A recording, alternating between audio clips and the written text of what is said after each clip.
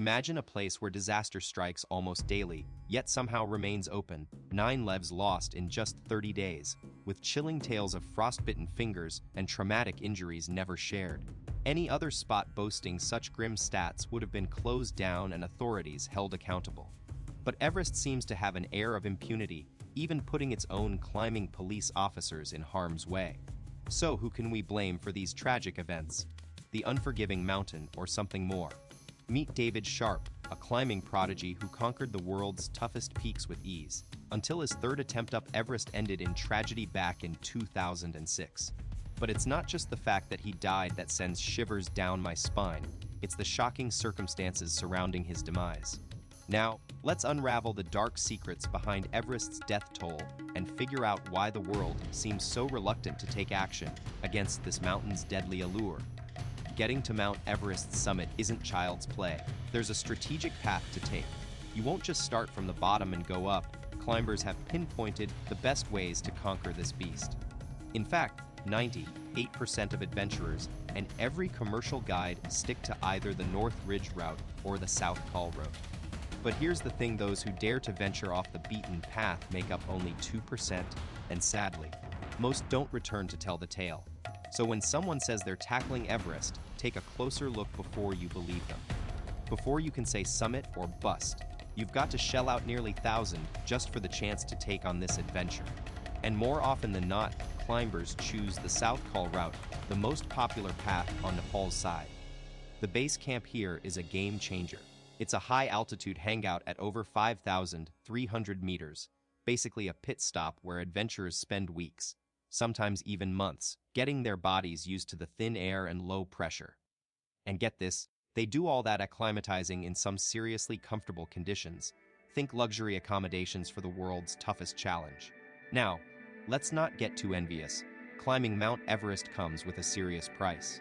And tragically, some people pay that price in full, as was the case for those 2 tourists who pushed their luck a bit too far.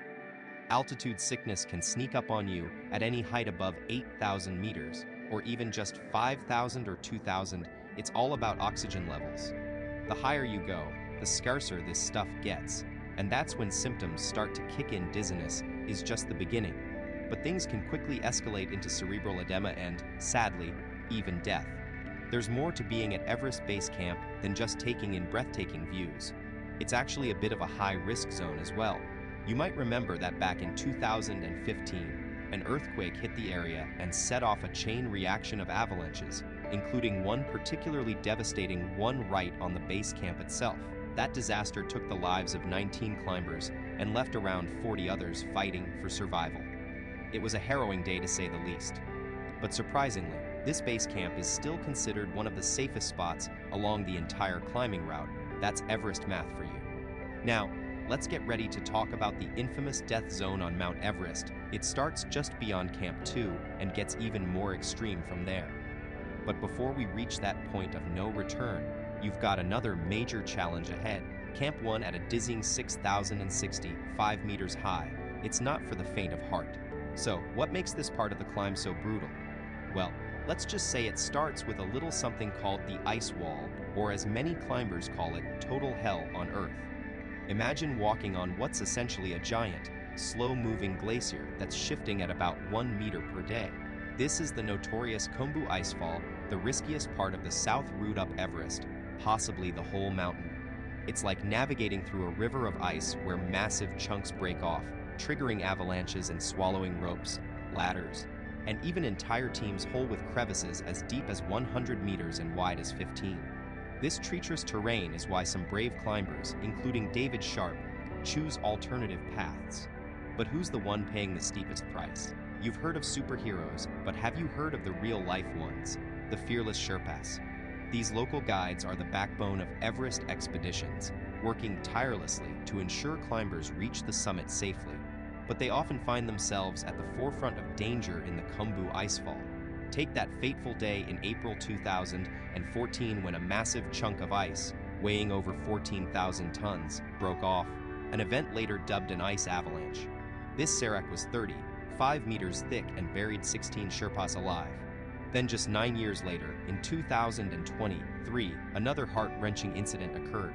claiming the lives of 3 more brave Sherpas, a harsh reminder of their unending courage in this unforgiving terrain. You might think that's a relatively short trek from Camp 1 to 2. Just over 3 kilometers of gentle mountain stroll, right? But hang on, Everest got another trick up its sleeve. Welcome to the oven that is the Khumbu Icefall's lower reaches.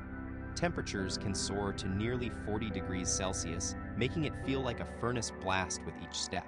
The thin atmosphere barely filters the sun's harsh rays, and the snow. Forget about it. It acts like a giant mirror, bouncing back all that scorching heat and turning this trek into an intense, sweat-drenched adventure. But wait, it doesn't stop there. The blinding snow glare from the sun can be so intense that you'll need serious eye protection. Think goggles or shades with seriously heavy-duty UV protection, or risk losing your sight forever. And if that wasn't enough, crevices come into play. Some are super visible, but let's be real, if you're blind as a bat from the snow glare, forget about it. Others are sneaky, hiding just beneath the surface of the snow, waiting for an unsuspecting step to send you tumbling into oblivion. And then, around 2.5 kilometers in, comes the fun part, straight up an icy wall that's a heart-stopping 40 to 50 degrees steep. One wrong move here and gravity will be your new BFF, leading you on a one-way trip to the bottom of the mountain. And unfortunately, it won't end well. But here's the thing. Climbers on this mountain aren't exactly free soloing, if you know what I mean. They're clipped into safety ropes at all times, hoping those anchors hold tight. And let me tell you, smooth ice is not your friend. It's like a super slippery slide to disaster. To tackle that, they bust out the crampons, those trusty metal spikes on their boots. But even with these bad boys, climbers need to kick in tiny footholds with each step, over and over again for 3-6 hours straight, just to make progress. And then there's Camp 3.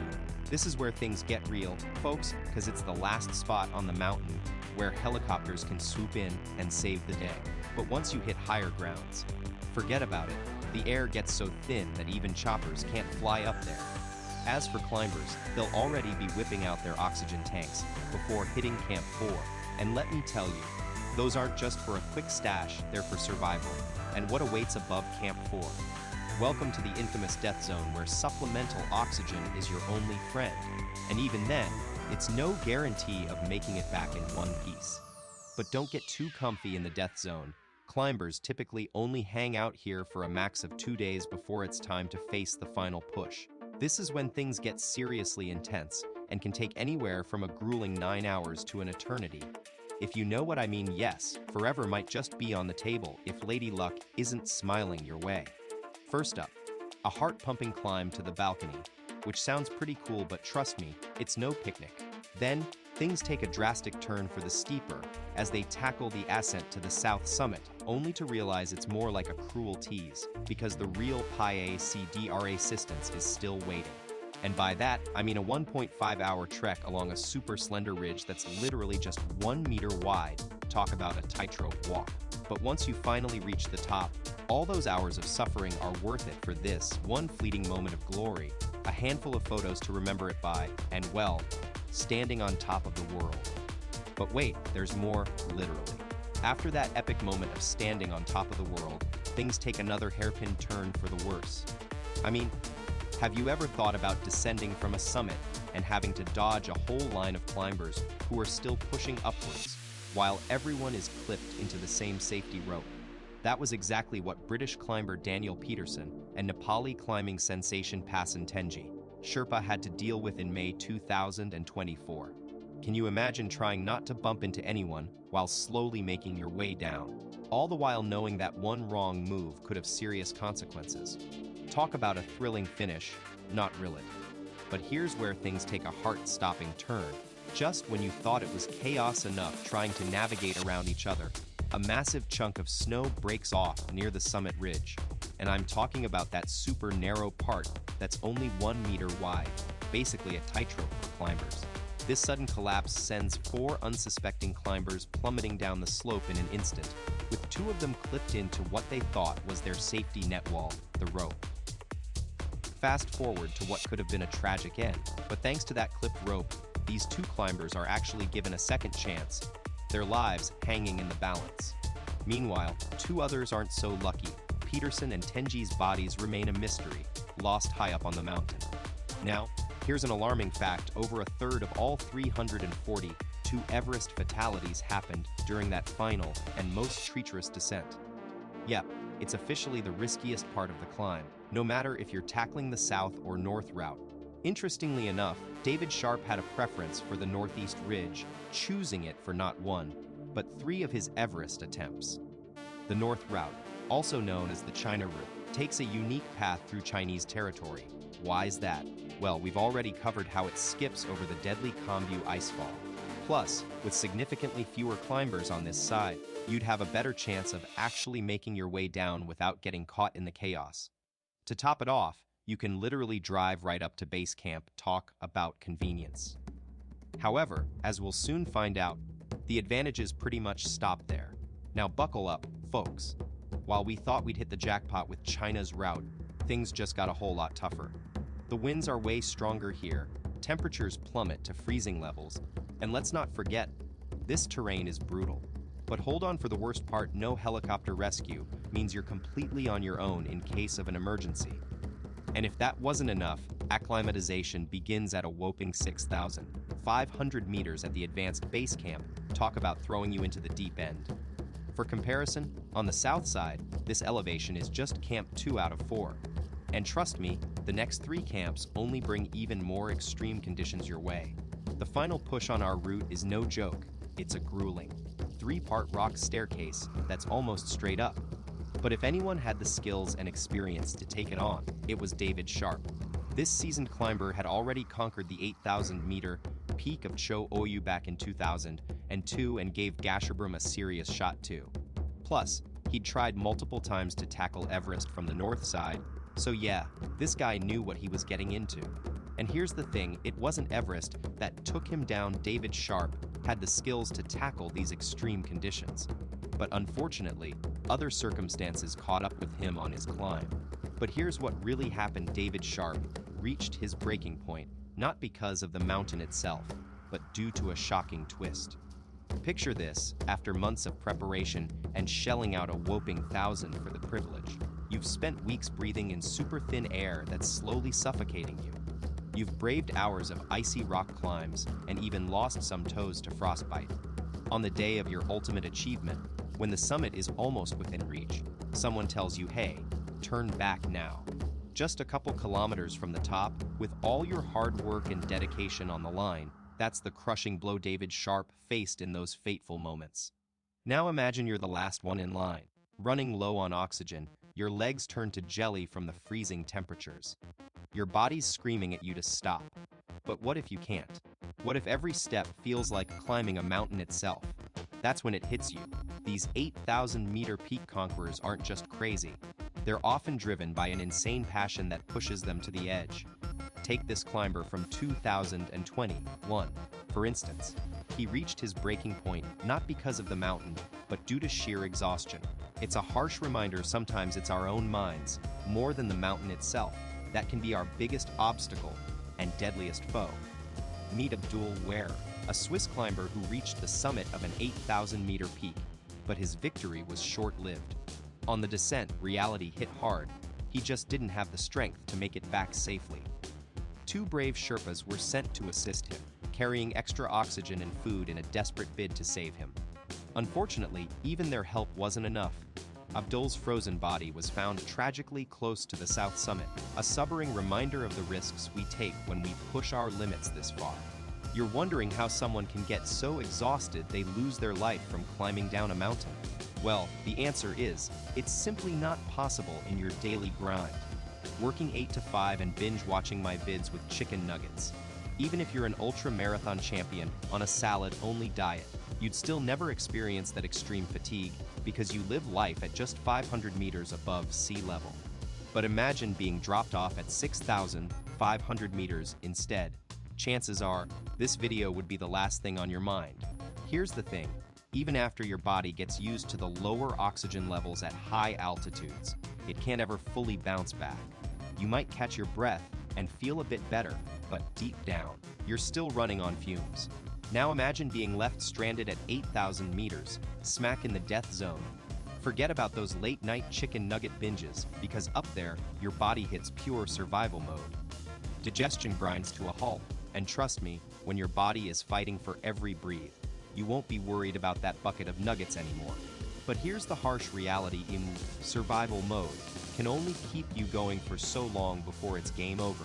When your body's in this state, the dying process has already kicked in, and it's just a matter of time. Now, picture this: you're stuck in this limbo for a couple of days, and then someone expects you to power through the toughest part of the climb, the summit push. It's no wonder climbers often begin their final ascent already running on empty, wondering if they'll have enough left in the tank to make it back down safely. Take David Sharp, though. He had the secret to pacing himself just right. David Sharp's no stranger to near misses.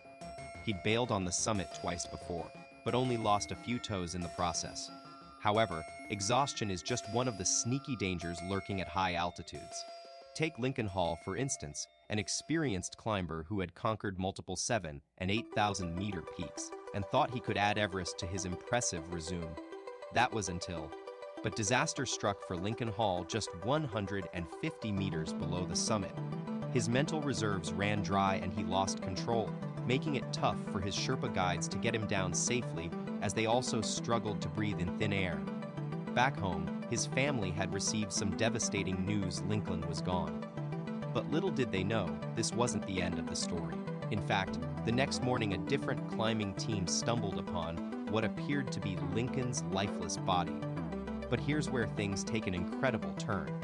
You can only imagine their shock when they found what looked like a lifeless body. But here's the thing: this guy, Lincoln Hall, had been through absolute hell, 12 long hours stranded without oxygen, water, and warmth in sub-zero temperatures. And yet, it was his lack of hope that might have kept him alive. Sounds crazy, right? What he actually suffered from was high-altitude cerebral edema, one of the most deadly altitude sicknesses with a grim success rate. It usually gets its victims within 48 hours, and often much sooner. So, what does high-altitude cerebral edema feel like? Well, it's a real-life nightmare for climbers. Symptoms include severe disorientation, unconsciousness, and complete loss of coordination. Basically, your body is shutting down while you're in the treacherous death zone. But here's the incredible part: a group that stumbled upon Lincoln Hall decided to call off their summit attempt instead of leaving him to die, and they joined forces with 12 Sherpas rushing down from base camp to save him. Talk about a heroic rescue mission. This dramatic turn of events took place just weeks after another climber, David Sharp, met his untimely end. But altitude sickness wasn't the main culprit in his case. You've got to hear this, though. In 2012, a heartbreaking discovery was made just 250 meters shy of Camp 4, the body of Shreya Shah Chlorfine, a determined 33-year-old Canadian climber who had given her everything for the chance to conquer Everest, including mortgaging her home. So, why wasn't she on the list of that year's summit achievers? Something must have derailed her dream, but what could it have been? The answer might surprise you. Shreya's unconventional training habits might sound crazy now. Cardio exercises, karate classes, and lugging a massive 20-kilogram backpack on casual walks. But it wasn't entirely her fault that she felt so confident. Her friends and even some experienced climbers were convinced she'd reach the top of Everest, and they weren't just being supportive all. Shreya had put in some serious cash to make this expedition happen. Little did anyone know, her lack of actual climbing experience would prove to be a major obstacle on her journey to the summit. Shocking as it sounds, the company she'd splurged on promised an 18-day trek to base camp, followed by lessons on navigating the basics. Think ladders and survival skills. But here's the jaw-dropping part: for a cool 100,000. Not a single person broke the news to Shreya that tackling Everest with zero experience might just be plain deadly. The harsh reality is that greed has been a major contributor to Everest's casualty count. People willing to take crazy risks and cut corners to save money or chase that summit high. Some outfits, like Shreya's company, prioritize profits over safety, ignoring warning signs left and right, while others just want to get their money's worth, no matter the danger to themselves and others. Now, let's dive into the tragic story of David Sharp, a climber whose ill-fated journey began early May 2006 at Everest's Advanced Base Camp on the North Rim. With 5 days of acclimatization under his belt, David Sharp kicked off his ascent, leveraging his extraordinary ability to withstand extreme altitudes. He waited patiently for a clear weather window at the highest camp before making his summit push on May 13th. But here's where things get fuzzy. Did he actually reach the top or turn back just shy of it? The truth is, we don't know for sure. What we do know is that the last time anyone spotted him was at the infamous third step. A team caught a glimpse around 11 a.m. But as the clock struck 11 and noon, David Sharp's progress was minimal while he'd moved just 90 meters upward. Meanwhile, Turkish climbers en route to the summit spotted him again, this time inside Green Boots Cave, an ominous rock nook infamous for a climber who met his fate there back in 1996. His remains, clad in unmistakable bright green boots, would later serve as a haunting altitude marker at 8,500 meters, a sobering reminder of the unforgiving terrain. Think of this as a crash course on Everest etiquette. What happens when climbers encounter a struggling teammate at the death zone? As our story unfolds, we find David Sharp, his energy waning, barely conscious, in Green Boots Cave. The Turkish team that spotted him earlier now tries to lend assistance, but their own oxygen supplies are perilously low, and they've got no choice but to head back down to safety, leaving Sharp behind. We're about to see a pivotal moment where the odds of survival dwindle further for David Sharp. Another team, though, is now in view. This group consists of seasoned climbers, including the remarkable Mark Inglis, who made headlines with his double amputations yet still conquered the summit. They noticed Sharp slumped inside the cave, motionless and visibly damaged from frostbite and oxygen deprivation. Interestingly, they were well equipped with full oxygen tanks, but had just started their ascent. A paradox that left them weighing the high stakes of trying to save him versus carrying on with their own climb. You're right to wonder about the priorities of this crucial moment. What drove their decisions that fateful day? Here's the surprising truth. This group was actually on a mission with Discovery Channel, capturing every thrilling step of Mark Inglis' remarkable journey as he made history by becoming the world's first double amputee to conquer Mount Everest. So, while they witnessed David Sharp in dire need near the summit, the documentary cameras rolling and their expedition goal within reach, could they really afford to halt their climb? But what was written in David Sharp's checklist wasn't at the top of anyone else's priority list that day, and it had a heartbreaking consequence: left for dead in a cave, his life slipping away. In an eerie twist, David had reassured his mom before departing, saying climbers on Everest were never truly alone, with others nearby to offer help. But as May 15th unfolded, shocking accounts tell us that between 18 and 40 people passed by him, just another climber in the crowd, lost in their own quest for the summit, unaware of the desperation mere feet away. This somber reality would have been an unforgettable finale to our story, leaving you pondering the harsh truths we face when ambition meets human need. But let's not assume everyone on Everest wears a heart of stone.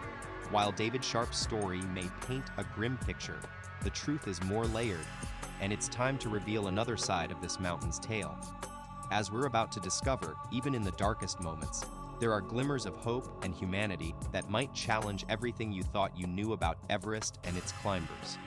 And speaking of breathtaking visuals, check out Marco Siffredi carving through powdery snow in an unforgettable ride down, a stunning contrast to the drama unfolding at the summit, setting us up for an unexpected twist in this Everest saga. Get ready for an epic adventure as we dive into the thrilling tale of Marco Siffredi's quest to conquer the mighty Everest. In 2001, this fearless 22-year-old snowboarder embarked on a mission with his Sherpa guides to ride down what he thought would be the perfect slope. But, as it often does, Mother Nature had other plans. The Hornbein Couloir, or rather the Khumbu Icefall, didn't deliver the goods, so Marco set his sights on an alternative route, the notorious Norton Couloir. Now, we know what you're thinking. Riding down the Norton Couloir sounds like an insane stunt, and Marco would agree with that assessment. But here's a hint: Marco wasn't done yet. he was just getting started. The ultimate snowboarding dreams. Marco Siffredi tackles the iconic Khumbu Icefall, the infamous Hornbein Couloir. Who can blame him? This is a once-in-a-lifetime chance to carve through untouched snow on one of the world's most extreme slopes. But as Marco and his Sherpa guides reached the summit after an exhausting 13-hour climb, he confessed to feeling totally drained. Still, undeterred by the worsening weather, he made the bold decision to drop into the Hornbein Couloir and send it down. This is what adrenaline junkies are made of. The mystery deepens as Marco Siffredi disappears into the unknown after that daring Hornbein Couloir run. No sign of him, no clue left behind. It's like he vanished into thin air. But what drives someone to push their limits so far that they risk everything? Let's face it, for some thrill seekers, the rush is worth the risk. It's all about that one split-second decision, fueled by a passion that can't be contained, and an unwavering pursuit of the impossible. Climbing Everest was once the ultimate test of human endurance, but now it's become a high-stakes game where pushing limits is a must for some. We saw this with David Sharp. Instead of being helped, climbers chose to pass him by, leaving him to face the mountain alone and ultimately, tragedy. It seems like the line between admiration and obsession has gotten blurred on Mount Everest, leading some enthusiasts to take it to an extreme that's nothing short of cult-like behavior. You're right, David Sharp wasn't part of the climbing crew. In fact, he went rogue and attempted the climb completely alone. No team to rely on for support or backup. But here's the kicker: Sharp also didn't have an oxygen supply once his tank ran out. It's a staggering reality that adds another layer to the tale of what happened on Mount Everest that fateful day. You got it. David Sharp made a bold choice, opting not to bring along supplemental oxygen for the entire climb, only relying on 2 emergency tanks for backup. It's a move that screams determination and self-reliance, but ultimately left him with a severe disadvantage when those reserve tanks ran out. You might think David Sharp lost his grip on reality, but think again. Reinhold Messner had already proven it possible back in 1980 by solo climbing Everest without oxygen. Talk about paving the way for others. Sharp was well aware of this feat and made a conscious decision to take ownership of his journey. And let's be real, when you're pushing against the limits on Mount Everest's deadly death zone, calling in a rescue is far from a safe bet. It'd be more like playing Russian roulette. Here's the deal in extreme mountaineering: rescues are a serious long shot, they almost never happen. David Sharp wasn't counting on a rescue team swooping in to save his skin. He knew exactly what was at stake. The problem is, even knowing those risks, he chose to take them head on anyway. And that's honestly the most chilling part of this whole story. Let's wrap up with some harsh reality. David Sharp's remains are still perched on Mount Everest, alongside more than 200 other climbers who met their untimely demise on this unforgiving mountain. The grim truth is that retrieving bodies from such extreme heights is basically impossible. The logistics just don't add up. But in